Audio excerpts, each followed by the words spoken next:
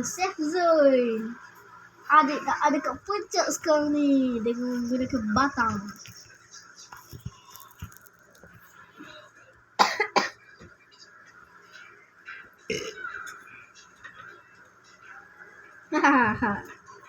Jatuh je. Habis dah jatuh.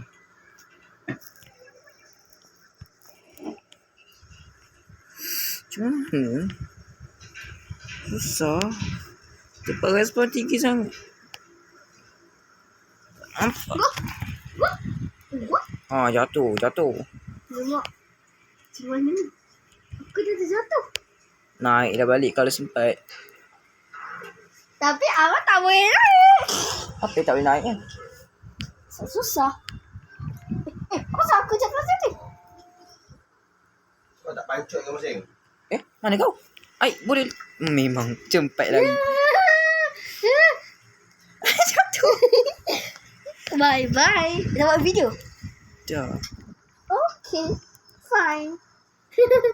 Dah jatuh, Mat. Apalah cakap tak boleh naik. Orang boleh je naik. Apalah. Tapi kau pakai batang. Yelah. Aku pakai tangga. Kau pakai tangga. Memang tak pandai buat Mai tangga aku tadi.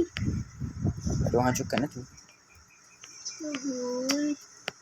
Wah, awak lelai je tak nampak. Alah. Kenapa, bang? Jatuh. Ingat abang nampak tadi.